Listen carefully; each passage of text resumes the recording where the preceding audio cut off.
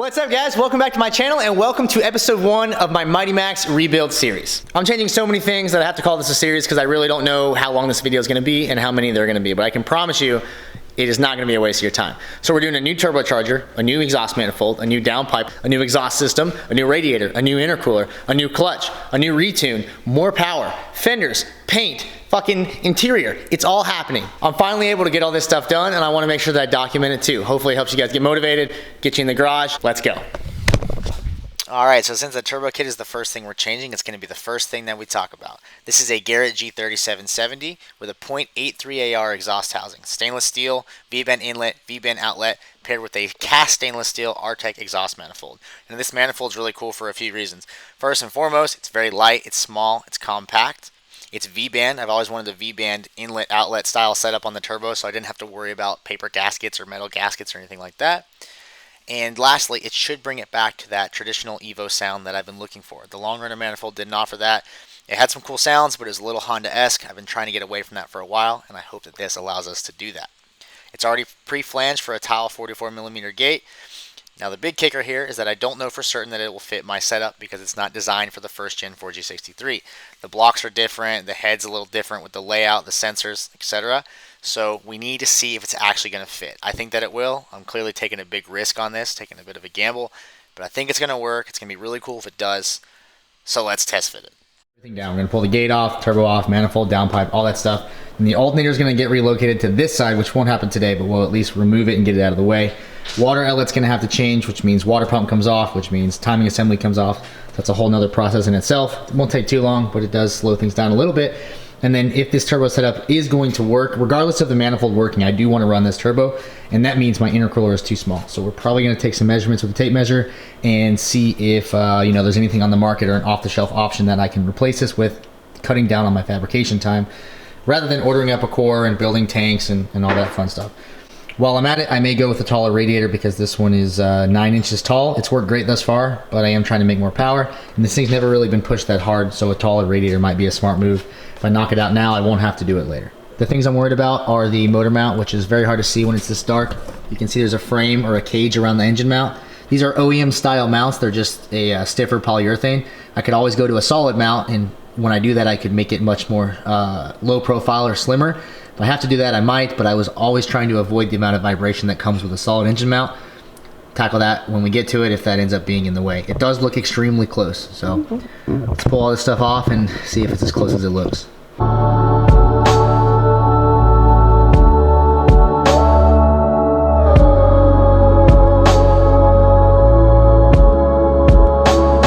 They want to hear me talk jewelry, cars, money, and about 30 minutes later, here we are. You can see the potential fitment issues. The coolant line, of course, is custom to this specific application. So this is a 4G64 water pump. I'm most likely going to have to pull off the whole timing assembly and the water pump just so that I can weld like a 90-degree -16 AN that comes out straight, or 90 like this, and the alternator is going to go over to there. I am going to lose the AC compressor. I have a solution for that I'll talk about later.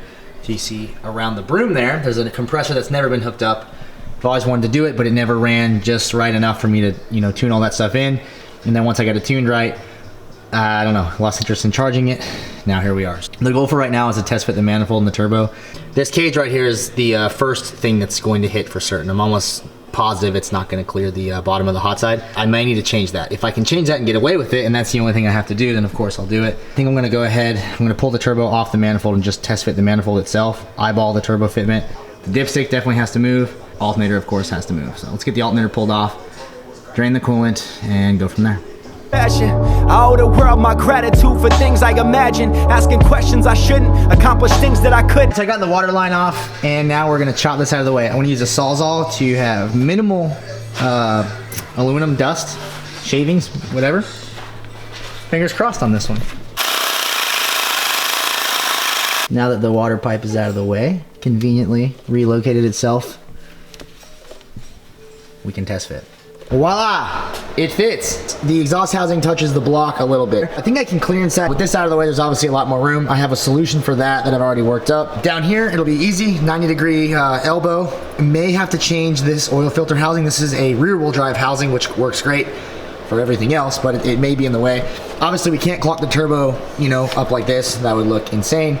The cleanest way to do it is have it come down and then 90 up and go to the intercooler, which the tank will be, you know, somewhere in the same vicinity as it is now. Once I realized it is possible, I ordered everything to build the exhaust system and the intercooler and the radiator and all that good stuff. Not everything is here, but a lot of it is. We've got some pie cuts, we've got some 90s, we've got some flex sections. I'm going to reinsert the gate again, and this time we're gonna go with a 3.5 inch downpipe instead of a 3.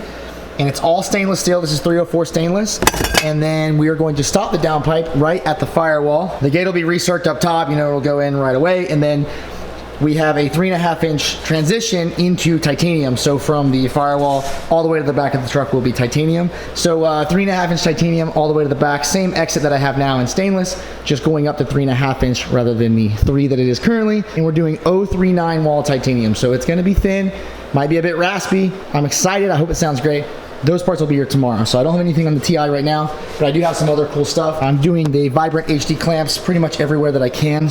We'll do a 4-inch intake here. We're gonna do a titanium, not quite a 45, but something like that coming off. A big Canon filter here. So we're gonna run something like that. Vibrant clamp, whatever. I have a Speed Factory intercooler coming that's dual back door, just like this one. It's just rated at 850 rather than the 600 that this one's rated at. It's a bit taller. And then I also got a radiator to work with it. Another Rye-Wire radiator, just like the one I have now. It's a CSF core. And this one, they come polished, which I don't love. But anyway, this one is 4 inches taller than the one that I had before. All other specs are the exact same. And then rather than welding a water neck like I have on my current setup, I opted for this Chase Bay's neck. Threads right in, allows me to hook up to my hoses, and you can fill it from here. So that's convenient, and that way if I ever wreck this thing or need a replacement part, it's not custom. I can just order this off-the-shelf radiator. Uses the exact same fan setup. 8-inch fans, kind of weird, not exactly what I wanted. You would think that with a bigger core, they'd want to take advantage of the larger surface area and therefore run a bigger fan. They don't, whatever, here's what it is. So I got some brackets here. This is probably gonna change. I'm going to do the same setup I have now, which is an intercooler radiator combo. So you can see, well, you can't really see on the side here, the radiator bolts to the intercooler core. And that way everything is just a really tight package. It's worked great, so I don't want to change it. I just want to improve it. So now we're going to have a 12-inch tall intercooler and a 13.5-inch tall radiator, I believe, versus a 9.5-inch tall radiator currently. And I think this is an 8-inch tall core, so it's going to change a little bit of things. With that said, I got to change the bash bar. We're going to go to an aluminum bash bar setup, all 1.25 inch. This one is 1 5/8 top and 1.25 inch down here. We're going to change that to 1.25 inch aluminum, 120 wall all around. Should save a ton of weight off the front end. Should be pretty sick. Keeping up the titanium theme, I'm going to do titanium intercooler piping as well in raw, I believe. So I got this nice 2.5 inch 90-degree tight radius elbow from Vibrant with a Vangean end on it. I cut the end off so that fits right in there nicely. This will obviously get welded on something like this. I don't know exactly how that's going to go just yet. We really need the intercooler before I can sort the routing. And then on the other side, it'll transition to a titanium ferrule, 2.5, going to the intercooler. Now the new intercooler is coming with Vangeans already welded on it, which will save me a shitload of time. That's great. And then we're going to go up to 3 inch on this side, 3 inch the whole way. And I got a Magnus adapter coming so that I can continue the theme with a Vibrant HD clamp rather than this old OBX clamp here in titanium as well. Addressing the water pump, I have this nifty little setup here that I came up with. This is a -16 weld fitting, and then this is a tight radius cast elbow that I got off of a junkyard car. Didn't look like this at all, but I cut a bunch of stuff off it. Was able to potentially repurpose it. So I cut the pump down about right here, and then this will weld on like so. And then I believe I can use my same old 45-16 off my old coolant line, come off right here, and then go to the bottom of our new taller radiator. We do have an issue with the engine mount being in the way.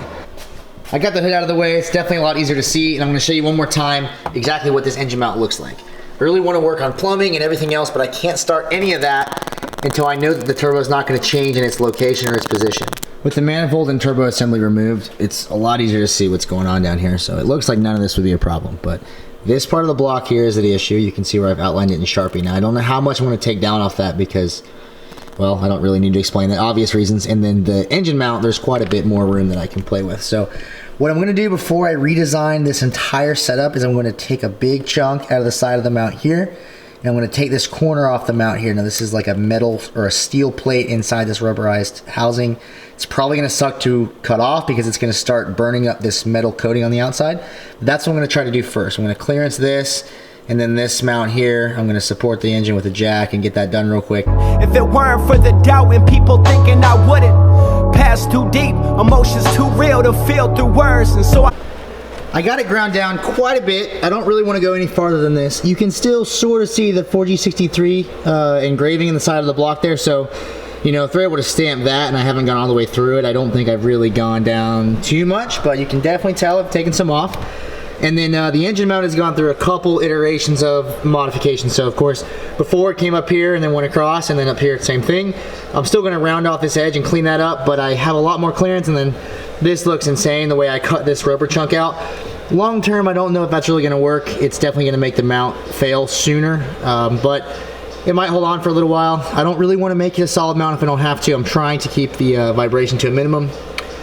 But you know, you win some, you lose some with this. We can't have the best of everything since we're not using a manifold that's built for this setup. So I'm gonna test fit it right now and see how close it is, see what kind of downpipe routing space we have, and then come back to the drawing board potentially if I need to grind out some more stuff here.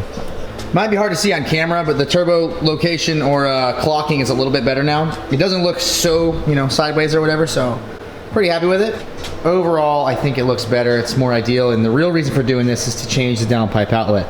So let's raise it up and take another look at what our routing options are for that.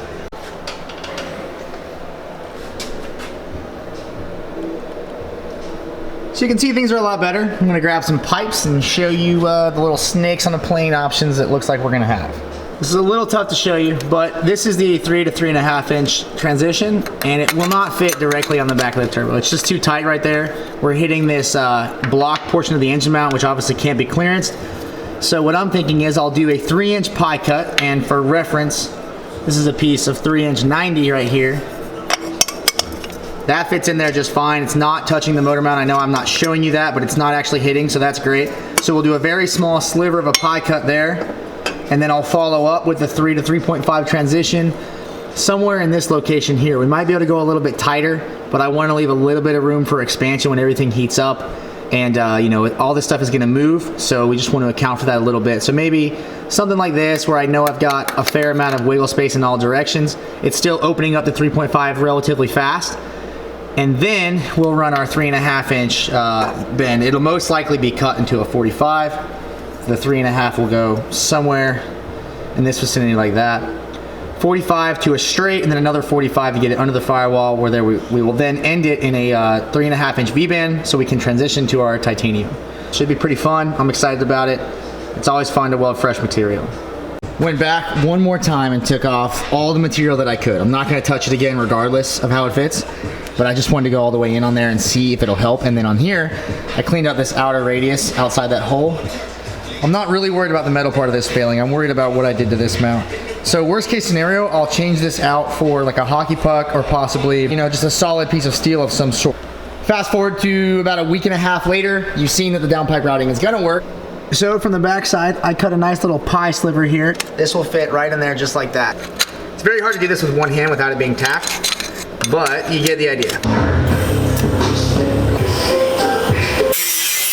I spill my heart on well-produced beats and Got that angle nice and tight. I think it looks pretty good. And basically we can weld it to the V-band flange now. Cool thing about this is that there's no clocking or rotation that matters, since the flange can spin on the turbo housing. Once we start getting into the next bend, of course, which will be this one, that'll matter. You know, we'll have to mark that with a Sharpie, tack it, test fit it, and there will be a lot of back and forth.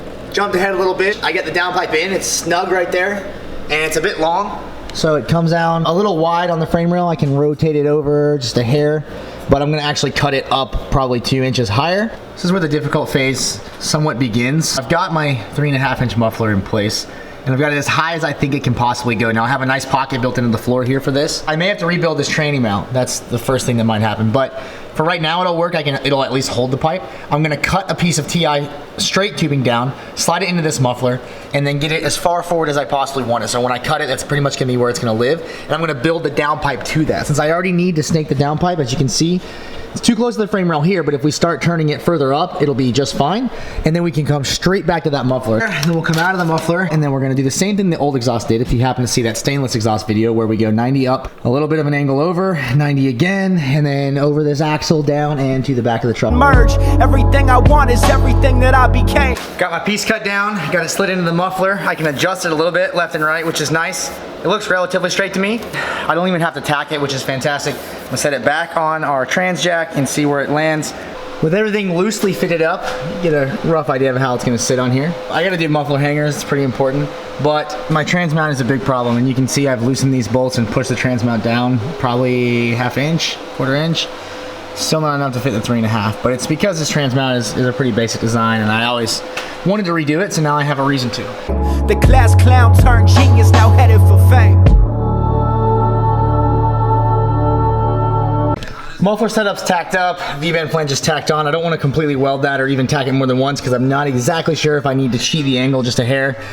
But as you can see, by putting the flange on, it made my fitment even worse, so that even with all this space in my bolts and the trans mount, it won't slide further inward, so we can't actually finish this. So unfortunately, I gotta do the trans mount first. I'm probably gonna use 1.25" 120 wall round tubing this time. As you can see, we're already pretty thin here. There's no room to really go thinner on that physical portion of the current mount. So let's sit down and stare at some pictures of other people's trans mounts and try to find a great way to do this. Okay, after much debate, I've decided to do a U-shaped hoop like this. I'm gonna use BendTech. It's a program where you type in all your bends, you type in your landing points, and it tells you where to bend it and how many degrees and all that good stuff. So basically you just save tubing. What I'm gonna do is figure out my landing points, center to center, and it just is gonna be rough. I'm not too concerned. 23.25 will get us close. Cool. Let's go sit down on the computer and I'll show you why that matters. Good boy.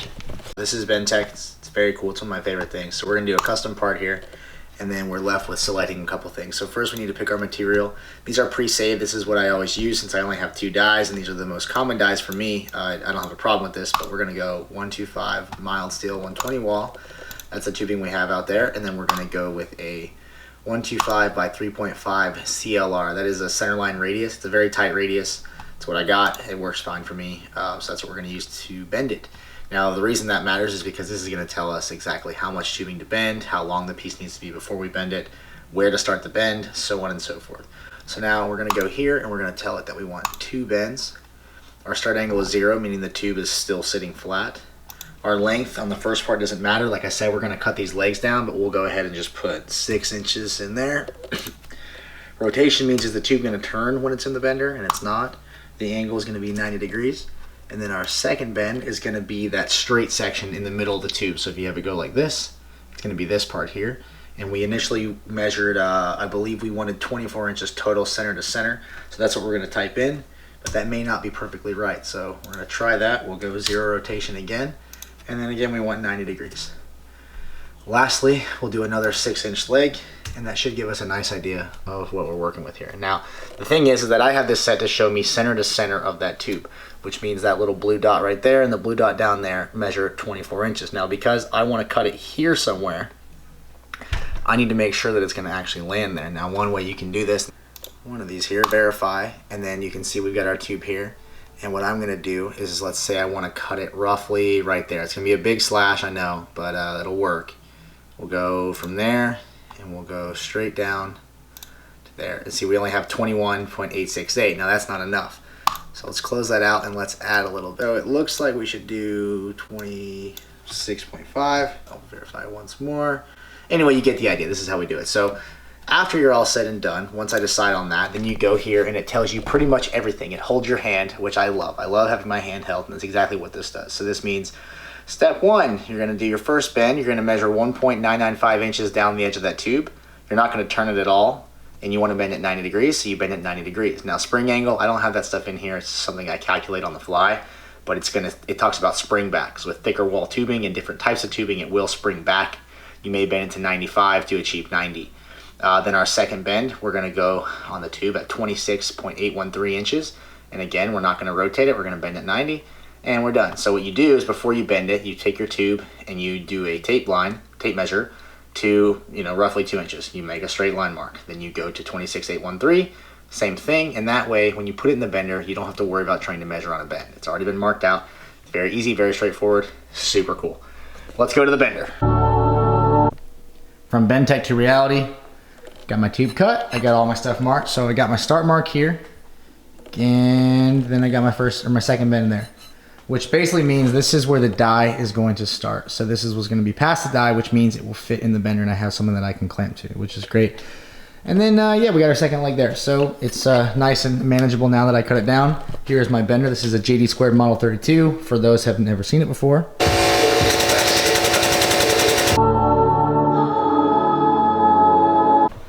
Got my first bend done.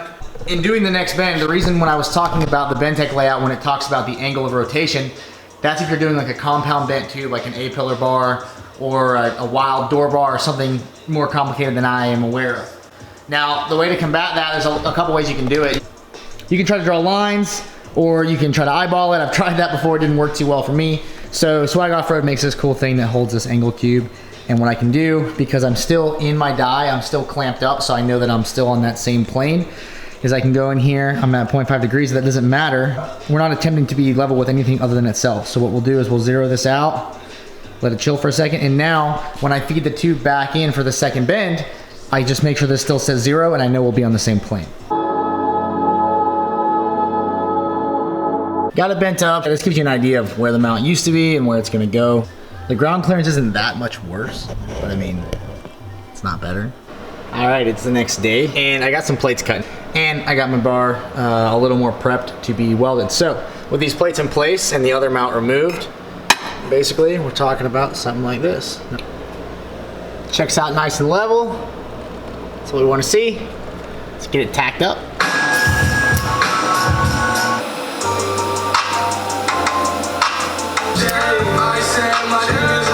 Got the mount all welded up, cooled down just enough to bolt it in. Really stoked on it. It looks so much nicer than what used to be in here. I'll have a little bracket that comes off here. It'll come down and over and wrap around, and then it'll be boxed in. It'll probably be 3/16 plates. I need to get some more of that. To confirm our space is adequate, here's our stainless steel 3.5 piece that we use for testing. And yeah, world's better. Got a rough version of his drawn up here. So we're looking at something like this, where it wraps around the tube and goes up. Now it does look short, maybe to you, but remember we don't have this top plate in here, and we also need to lower the trans down because right now it's touching the bottom of the trans tunnel. I got my trans mount cut, or my plate cut rather, for the mount, and then I got my side plates. I got 2 of these cut. I trimmed it a little bit on the outside from that paper template, but basically it'll go something like this. If I can show you that without being in the way. Something like that, or maybe I'm gonna lean it down just a hair like this. I don't know, just gives me a little more room to get to the hardware. Went ahead and welded it out, minus the boxed in portion, which I'm gonna do right now. So I just got that piece cut, and pretty straightforward. This is gonna go here. I'm gonna weld that in, and she's done. Minus paint, the trans mount is complete. It took long enough to make this damn thing, but it looks good. Went ahead and threw some primer and some paint on it now. Figured what the hell, might as well get it fixed and done so it doesn't need to come back out for any reason. The trans mount's back in, it's nice and dry. I can touch it, it's sick, it looks great. I'm really happy with it. Mostly happy with this clearance. There's probably a little less than a 1/4 inch gap there. You know, and I'm accounting for a little bit of sag when I put the hangers on. So now we gotta build the hangers, because before I can go any further, I don't want this system to move, especially now where we're getting into an area where I don't have a lot of room for error here.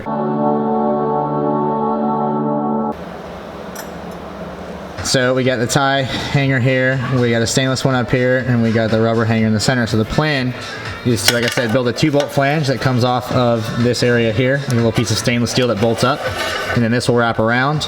The flange will drop down, and essentially it'll look something like that when it's all done. To save time on this flange, we're just gonna trace this old shitty hanger. We got our 2 bolt hole locations, and then we'll probably put the newer one, the new stainless piece right here.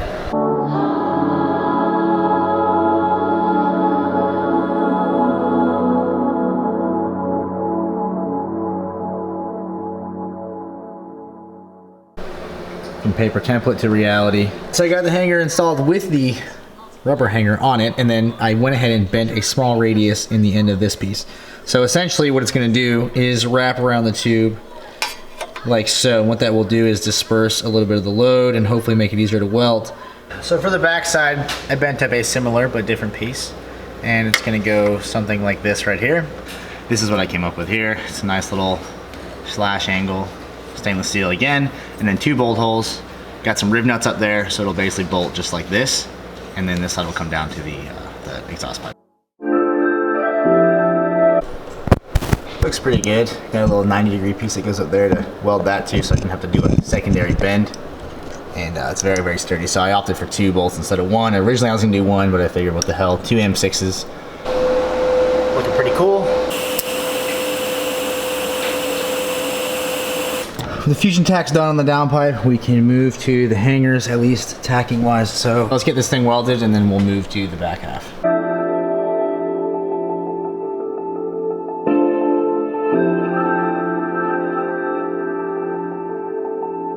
So that didn't go amazing, but it went okay. It holds itself up. I don't have to have the tranny jack under it anymore. And we're at a point where we can start to build the rest of the system now because we know the muffler position's not gonna change. So we've got this right here. And so what I'm gonna do now is start to route it over the back axle, but instead of just running a straight section off and guessing everything, I'm going to go ahead and tack this assembly together. So this is a 90 welded to a 45. And this is how I'm gonna get that over axle section, which will then hang from that hanger up there. All right, in an effort to save some camera time, I threw this together. So this is that slip fit connector that still needs to get welded here to the existing 90 that goes up. I got my slip fit clamp on here so I could control the depth, make sure I didn't go too deep, but make sure it was deep enough. And then 90 here, a little pie guy there. Got some markings, blah, blah, blah. And now we should dump out right above the axle, which you can't see, but you will in a second. So the exhaust is a bit cocked to this way. That's not how it's gonna stay, and it's also gonna be a lot higher to give us the axle clearance that we need. We're really close, we're on the home stretch, at least as far as fitting it all up goes. Then of course it's gotta come off and be completely welded. I went ahead and built the tail section roughed out. The goal here is to hang this thing just like the old setup, that aggressive angled look, not so angled that it looks crazy, but like a Japanese style angled exhaust exit. I got my 3.5 to 4 inch step here, and I got my slip fit here, and then this is just straight up to the back, and you can see it's pretty close to lining up right now. I got some zip ties just holding it in place. I went with some pie cuts here. I raised it just enough, and then I got my top piece here. So I think this is gonna work just perfectly. I've already kind of eyeballed it up, and I think that's the move long term, but I can rotate it a little like this to achieve a little bit more of that. I just lose a little bit of angle, so I gotta figure that out. But for now, I'm gonna go ahead and tack this piece onto this piece, and then I can rotate it in the slip clamp, which will give me some a little bit of adjustability. Okay, it is done. It is not done, but it's hanging in place pretty much exactly where I wanted it. I could have had a little more of that like upward angle coming out, you know, this direction, but it looks like more in person than it does on camera for whatever reason. So right now it's zip tied in place, but everything is tack welded, so it's not gonna move, thank God. I just need to tack the hangers on, and then we can move up to the downpipe because I still gotta do the wastegate resert. This took forever. It was a big pain in the butt, especially with one person, but you know, the stick out's good, everything looks good. So let's get those hangers sorted and then we can move on to the front. Hanger progress is slow, but it's one of those things that just gotta take the time to do it. So I got a small plate that I just cut out, and you can see my dotted line, that's where I'm gonna bend it. It's gonna bend 90 degrees, and that way it can wrap over the top of the frame rail up here, come down, and then this will weld to the top plate like that and hang right up there, nicely accessible. I bent up this ridiculous looking hanger here. It's gonna go like this, and wrap around the exhaust and basically hang right up there. So to see the two of them together, looks something like that.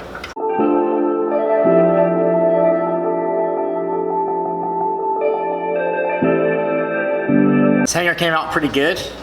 Definitely happy with it. Drilled a hole in the center of it, and I'll show you what this is gonna look like. Boom, there she is installed. Looks pretty sick. Sorry about the zip ties in the way, but you get the idea. And that leaves us with a final hanger, which of course that's not tacked yet, that won't be till later. But we can go ahead and utilize that bolt and that riv nut from the previous setup, which I didn't really love, but I think I came out with a pretty cool solution. I had to switch to mild steel, which I don't love, but I needed a radius piece like this. So what this is a chunk of 1 5/8 tubing that I cut obviously a section out of, and then some mild steel rod to go with it.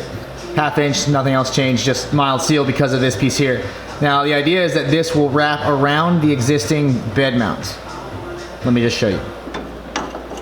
Again, similar idea here where instead of having to run 2 bolts to hold this in place, all I need is this piece of tube that wraps around this pipe or this other piece of tube, and it keeps it from moving. So I bent the hanger ahead of schedule here just to kind of get an idea of what it was gonna look like.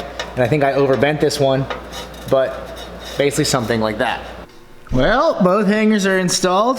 They're both loosely chilling. This has got some slack in it. You can see it's ready to be welded up. Fingers crossed the hanger stuff goes well and it doesn't move a whole lot. I don't have to fight it. And cool. Well, I finally finished that final hanger and everything is tacked and tacked solid enough to be removed. But to warm up, we're gonna bang out the downpipe tomorrow and pull the rest of the system, of course, get it out of the way because it is gonna get welded next. And I need to do the wastegate merge. So that is next on the list. Downpipe is mostly welded up. We got a couple more things to do. V-band flanges on both sides. I pulled the hot side since I don't have a purge block to take the heat out of the flanges. I really don't want to warp this thing and have it leak. So that's why it's all clamped up here, ready to go. And then we can move on to the TI. For the TI side, I'm going to clamp the mid pipe to this flange and then just weld it very slowly so I don't warp it. This life has gotten so deep, it seems it all started. Yeah, downpipe came out pretty dialed. The flange welds came out pretty dialed at least. In other news, I went ahead and did a little titanium stuff while I was waiting. So I got one weld there and I got one on the other side. So I'm just gonna keep jumping around, get this done. While this cools, I jump around to some of these other stuff. I went ahead and did a weld there, did a weld back there maybe, I think. I don't know, I gotta clean that stuff up and just kind of jump around and knock all the TI stuff out. Turn my flow up a little bit. Fast forward to the next day. Finished welded the entire front half of the system. Everything came out relatively cool. Looks pretty good. Hangers were definitely tough. I used a 2.2 filler rod that Tycon recommended, and I did not get the gas coverage that is ideal, as you can see by the rainbow colors we got here. But I basically just laid the filler rod in there and then ran it over, and it's very, very sturdy. But I have seen guys do a lot of weird stuff with these hangers on the TI. So hopefully I don't have a problem from not following suit. Things like tears or cracks. Hoping we don't have issues with that. Moving to the back half of the system, getting everything set up here. I've got it all wiped down. I'm gonna weld my hanger first, that way I don't roll it over and break the tack off, which I've almost done a ton of times. That's also the reason this hanger is still on here, because if I try to pull this off, it's too much force. I'll break the hanger off entirely and then I have to go back in the truck and re-weld it. The tip is the final part of this project. I got the hangers welded on so I can move this thing without worrying about them coming off. They look okay. Gas coverage, I'm not worried about, but you know, whatever. Learning curve here. Started with a walk down the street, and down the street was a dream I was determined to find. And that dream I searched to find made me one of a kind. See, little Tommy dreams and roller stays up to chasing. My complex urges all merged, this life is basic. Growing up without it all I should've known. Even when you famous, you still just all alone. Traveling fast to a place you never seen. And there we have it. 3 hours and a ton of argon later, it's finished welded. This is probably the best thing I've done thus far, you know, regarding consistency. All the beads are relatively consistent. There's a few, you know, mistakes. Right there was a burn through from a tack. Maybe there's like one more of those. The hardest thing about this is that if you start, because it's such thin wall, which you deal with this on stainless too, and anything really this thin, is that if you start where there was like a small hole, you need to be ready right away to just throw filler in that hole. Otherwise, it's only gonna get bigger and make more problems. I don't know if I'm happy with the colors. I tried this out just for the hell of it, and I may end up just burning all of it a single color. I could always polish it back and then burn it again. I'm gonna go put that mid piece in that I finished yesterday and then put the tip in. And I'll show you guys what that looks like. Everything went in relatively easily. I definitely have some tight tolerance around that spring, but that's gonna change a little when I install my top mount. That mount's not situated yet. You can see that everything here is pretty loose still, and moving it up and down is pretty easy to do while that's not mounted and none of these clamps are tight. And we still don't have our downpipe hooked up because that is what's going in next. So with the exhaust mostly complete, it's now time to do the final downpipe wastegate recirc. Turbo's back on, downpipe's back on, everything is hooked up and connected. To get this wastegate recirc done, I got a variety of stuff. I probably have more than I need, but it doesn't matter. I'd rather play it safe, especially if I'm doing this on the weekend and I can't get parts. I hate waiting, absolutely hate it. With that said, I got two 90s. These are 1.75 inch stainless 304, 065 all probably, 90-degree bends. They're mandrel, of course. All these are mandrel, so there's not gonna be a kink in the tube. These are 45s. I got a nice little 175 ID flex section here. This is imperative for this system so that when everything heats up and expands, you don't have cracks. And then I got some 175 straight that I probably won't even touch, but it's nice to have some straight sections around just in case these legs don't end up being in the right spot or useful or whatever. Then I've got two O2 flanges, or O2 sensor bungs. This is a straight bung. This is a 45-degree bung, or probably 45, yeah. I didn't know which one I would need, just went ahead and grabbed both. And then I have a brand new wastegate outlet flange. And this is my fire ring that goes on the existing setup that I had used before, and then my outlet clamp. Let's talk about routing. So I'm gonna cut a huge ass slash in this piece, basically something like this. Now I cut these with an angle grinder, as you can see from this mess that I made in the back corner here. Then I clean them up with a flat disc, also on an angle grinder. I take a spare piece of 3.5, thankfully I have some, I don't always, and I sit here and I mess with it until it fits really well. So you can see where this one has a gap on both sides. So basically I set it down, then I rotate it, there's a gap, which means I need to open up this area here, but this slash is not gonna have enough space for me to do that. So I cut another one. Let's look at that one. Slash number 2 worked out much better.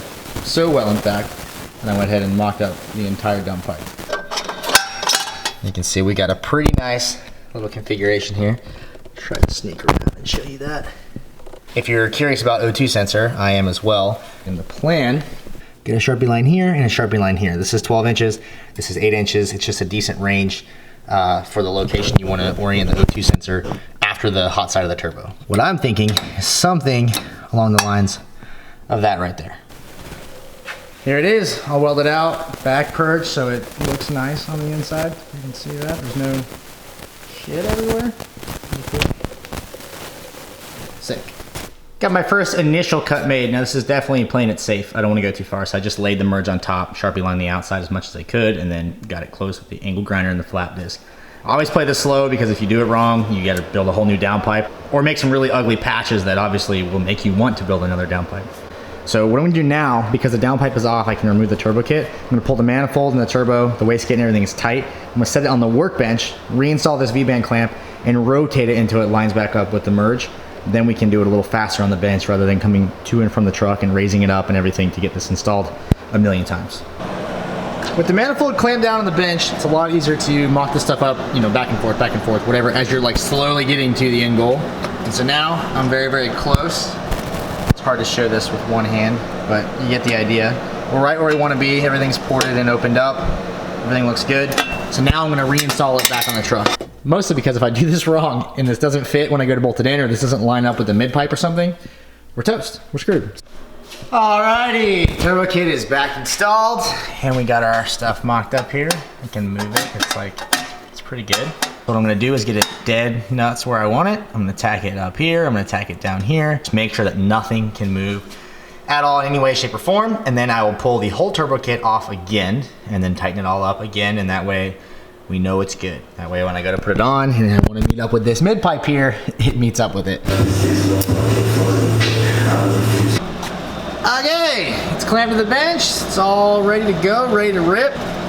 Cool, wish me luck. Boy, the fame is right below, just close your eyes and walk the beam.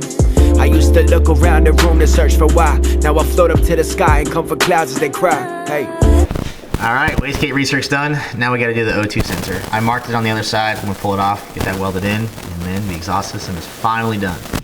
Voila, the downpipe is done. I figured I could only show you guys so many welding clips before they all start to look the same. But anyway, downpipe's done. Really stoked on it. O2 came out good. It's hard to get in there, but I managed to pull it off. And now the entire exhaust system, aside from Cerakote, is complete.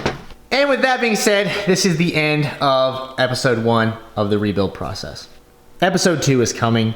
I've already been working on it. I already got stuff going on. I filmed a ton of shit. It's gonna be sick. This is by far one of the coolest things I've ever done as far as taking something that's already done and trying to revamp it to where it's new and it's fresh and it's really nice to look at, and that's the goal here. So there's a lot of really cool stuff coming. I promise you won't be disappointed. So thank you guys so much for watching. Peace out.